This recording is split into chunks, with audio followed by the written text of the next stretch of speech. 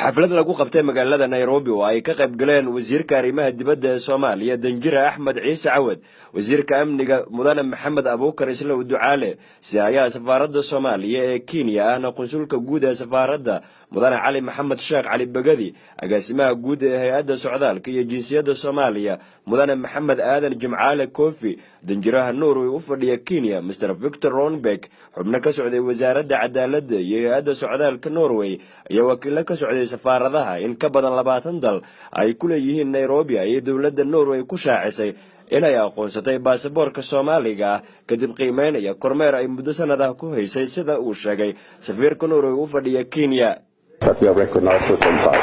Horey waxaan u aqoonsanay baasaboorka diblomaasiga ah ee Soomaaliya. Norway waxa ay sidoo kale aqoonsanaysaa baasaboorka caadiga ah iyo kan shaqo ee ay soo saarto agaasinka socdaalka iyo jinsiyadda Soomaaliya. go'aankani waxa uu dhaqan gelayaa bisha Agoosto 1-deeda. waxaan ku beeraynaa dalalka midowga Yurub ee aqoonsan baasaboorka Soomaaliya. waxaana ka mid ah dalalka Faransiiska, Talyaaniga, Poland, Slovenia, Portugal, Malta iyo Estonia. ugu dambeyn aan caddeeyo in go'aanka Norway ay ku aqoonsatay baasaboorka Soomaaliya uusan wax ka bedelaynin shuruudaha dalku galka waddanka Norway. wasiirka amniga qaranka ee dawladda Soomaaliya Mudane Maxamed Abuukar Islow Ducaale ayaa soo dhaweeyay talaabadan. waxaa maanta halkan magaalada Nairobi lagu shaaciyay in baasaboorada Soomaaliya nooc kasta ay uu ka kooban yahay in dawladda Norway ixtiraaftay. marka taas waxaan ugu mahadcelinayaa dawladda Norway.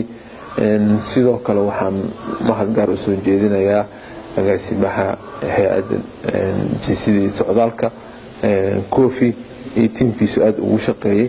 marka ka wasaaradda amniga guul u soo hoyatay ay sidoo kale shacabka Soomaaliyeed meel kasta ay joogaan waa guul u soo hoyatay.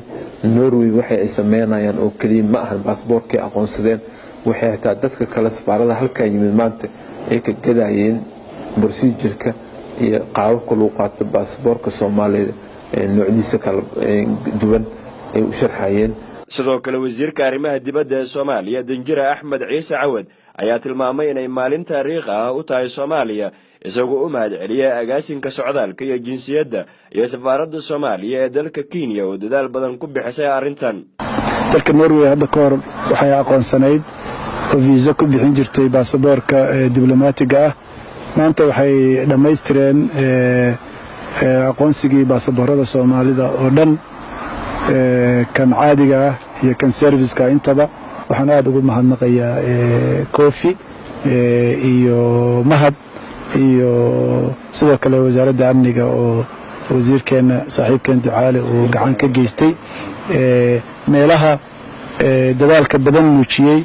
waxaa ka mid ah safaaradda oo aad iyagu ay ula dhaceen sida wax loo qabanay. waxaa ka mid ah safaaradda Soomaalida ee Nairobi oo uu hadda kusime ka siiyahay walaalkan Cali Bagadi oo gacan weyn ka geystay arrintaas oo maanta ay aad u amaaneen. Soomaaliya ayaa yeelatay baasaboorka elektarooniga sanadii 2007 iyadoo xilligaas wixii ka dambeeyay ay soo tarayeen wadamada caalamka ee aqoonsanaya baasaboorka Soomaaliga, waxaana waddanka Norway uu maanta ka mid noqday wadamada aqoonsanaya jiritaanka baasaboorka Soomaaliga. Umar Caaqil, SNTV, Nairobi.